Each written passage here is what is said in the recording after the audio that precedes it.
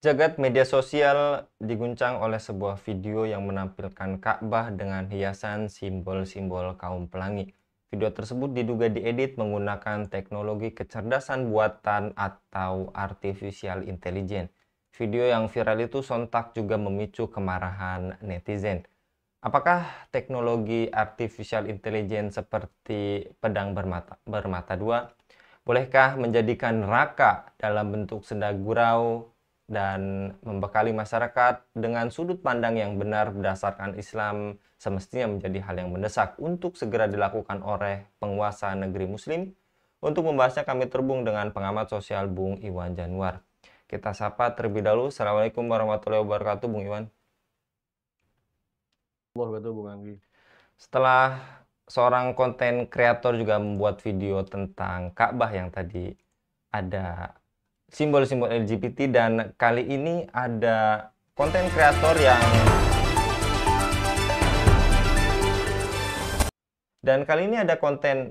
kreator yang membuat video AI dengan latar belakang neraka diperlihatkan seperti seru dan lucu, padahal para sahabat Nabi Muhammad yang soleh pun sampai pucat menangis karena takut diazab neraka.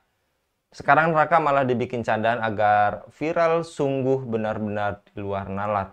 Menurut Anda, Bung Iwan, bolehkah menjadikan neraka dalam bentuk senda gurau? Apakah ini bentuk kebebasan berekspresi, Bung? Bung Anggi juga pemirsa kabar petang ya. Ini emang menunjukkan satu eh, sifat sikap ya dan juga pemikiran yang menurut saya sangat naif ya. Menunjukkan tingkat kebodohan yang luar biasa dari pembuatnya. Kalau dia seorang Muslim atau orang beragama lah ya, itu menunjukkan kebodohan yang luar biasa, naif yang sangat keterlaluan. Ketika lalu ingin memvisualisasikan dan kedua memparodikan tentang neraka. Mengapa saya katakan begitu? Karena pertama kalau orang beragama, khususnya kaum muslimin, mereka akan tahu bahwasanya tidak ada yang bisa menggambarkan, mengilustrasikan, memvisualisasikan surga maupun neraka.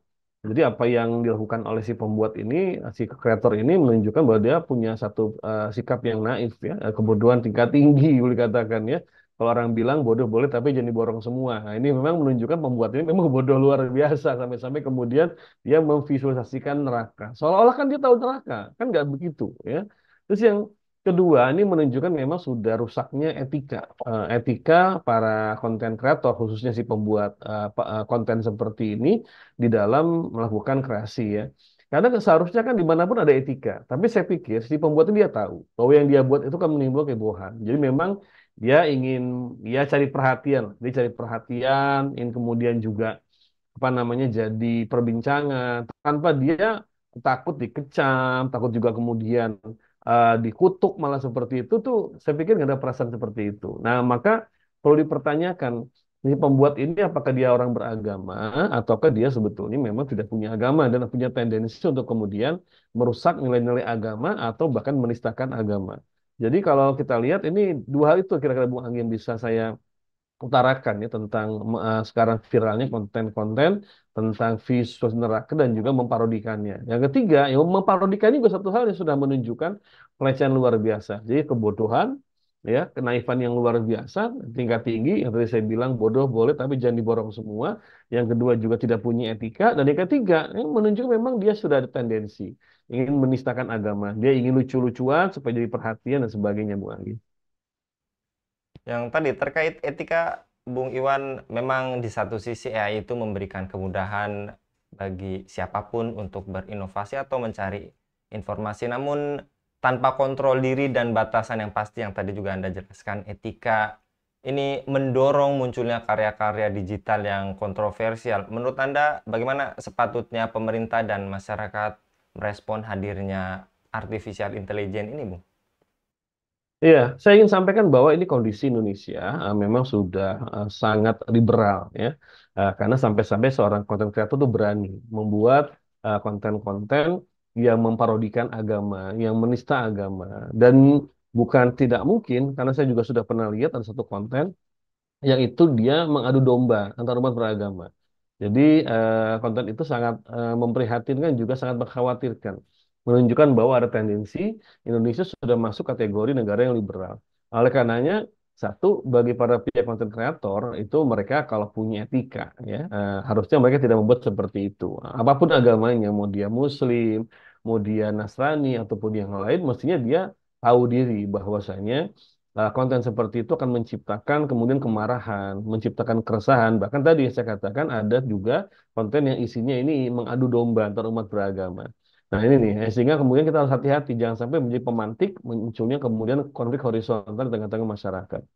Yang kedua, ya negara harus punya regulasi. Kita negeri Muslim, mayoritas Muslim, pejabatnya banyak yang Muslim, yang Menkom DG-nya juga Muslimah, seperti itu. Mestinya kemudian peka dengan seperti ini. Kemudian ya membuat regulasi dan orang-orang yang sudah membuat konten-konten seperti demikian, itu patut diberikan tindakan keras ya. Kenapa? Karena sebagai pembelajaran. Jadi jangan malah kemudian dibiarkan heboh di masyarakat, muncul kemudian juga konflik horizontal ya.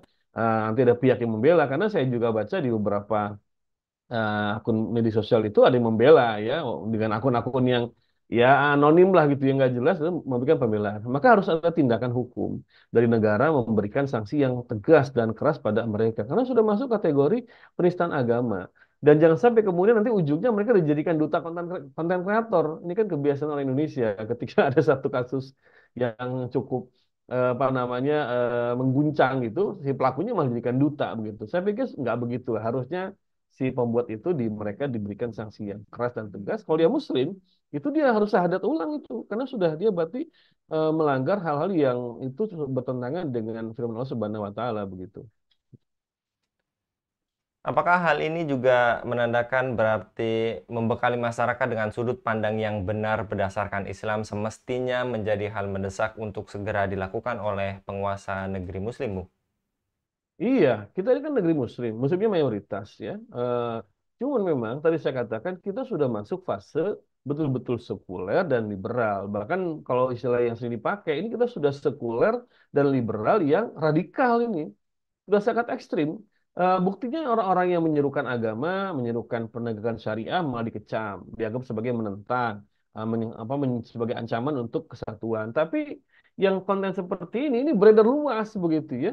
Ketika dikecam pun ada yang memberikan pembelaan, bahkan tidak ada sanksi yang tegas. Dan saya pikir ini merupakan tanggung jawab para alim ulama untuk melihat bahwa beginilah kondisi sekarang Indonesia.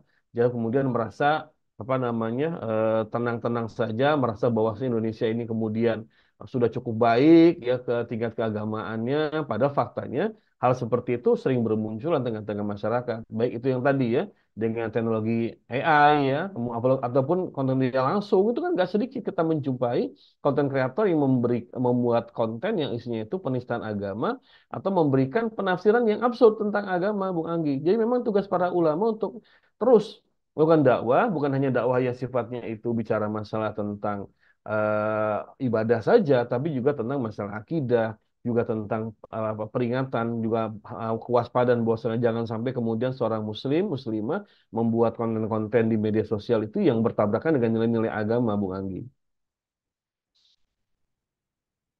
Jadi seharusnya sebagai seorang muslim, teknologi adalah alat bantu untuk membuatnya semakin taat dan banyak beribadah, sementara kemajuan teknologi adalah sebuah keniscayaan. Lantas dalam urusan strategi media termasuk artificial intelligence ini, bagaimana seharusnya peran dan fungsi negara, Bu?